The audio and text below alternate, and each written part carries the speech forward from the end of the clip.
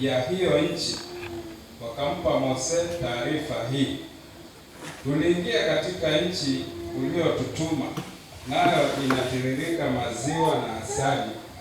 Hii hapa tunda lake, lakini watu wanaoishi huko ni wenye nguvu na miji yao ina ngome na mikubwa sana.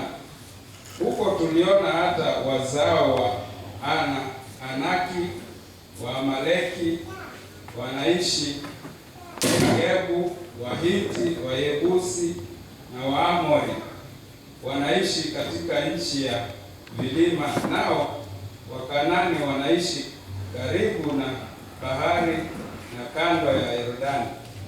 Kisha Caleb akawanyamazisha watu mbele ya Mose na kusema, imetupasa kupanda na kumiliki nchi, kwa maana hakika tunaweza kufanya hivi. Bwana abariki maandiko. Biblia inatufundisha kwamba kama ilivyokuwa nyakati za Nuhu, ndio ilivyo hata nyakati zetu. Kuna kitu Mungu alikuwa anataka kwa watu wake, na hiyo kitu ilikuwa Mungu alitaka aone ushujaa ule uko ndani ya watu wake.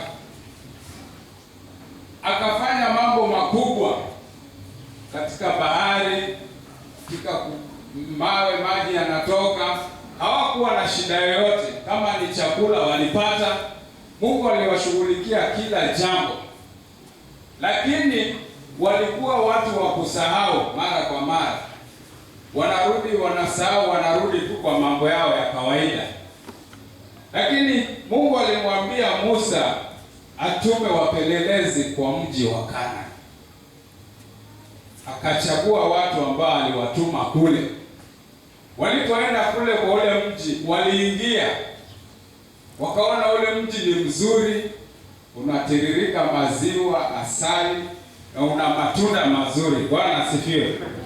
Na wakachukua sehemu ya yale matunda, wakatoka nayo wakaleta huku kumwonyesha Musa kwamba kule kuna hivi na hivi, lakini hatutaweza kuingia kule maana kuna majitu, wale watu ni wakubwa, hatutawezana nao. Bwana asifiwe. Lakini cha kunishangaza ni kwamba kama waliingia na wakachukua sehemu ya matunda wakatoka nayo, kwani yale majitu hawakuwepo? Lakini Mungu aliwasaidia mpaka wakaingia mle wakachukua matunda, wale majitu walifungwa macho. Sasa wanaporudi wamekuja na matunda, wanaleta ripoti, wanaleta habari mbaya ya kuvunja watu moyo. Bwana asifiwe.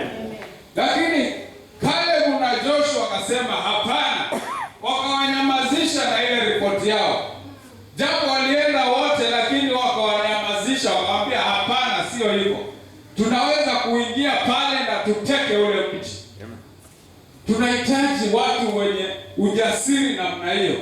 Je, miongoni mwetu tuko na kina Caleb na Joshua? Mungu hataki lile kundi la kuvunja watu moyo. Hii safari hii tunayoenda inahitaji kutiwa moyo, inahitaji majasiri ambao watateka mji.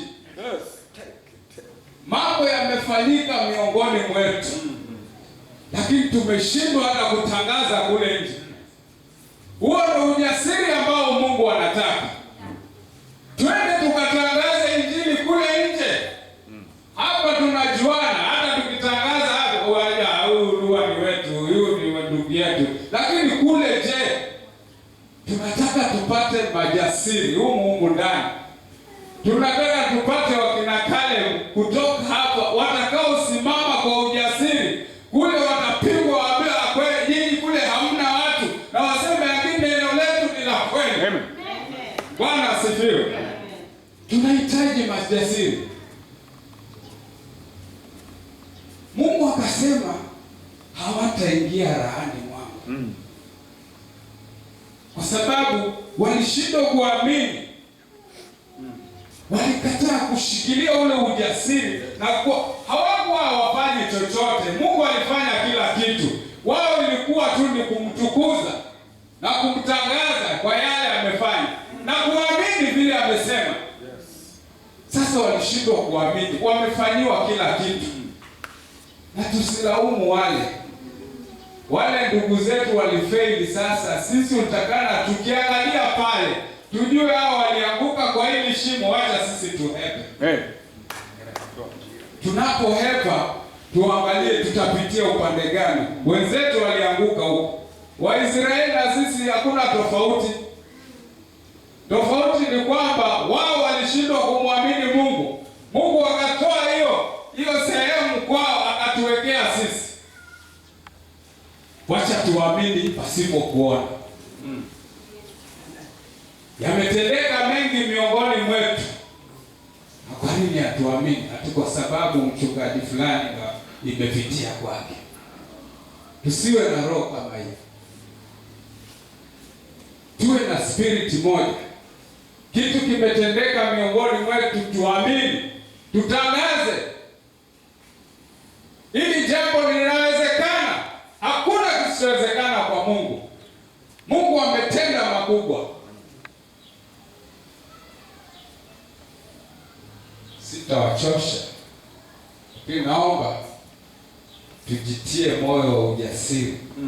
Tupate Joshua na Caleb wa hii generation. Bwana awabariki.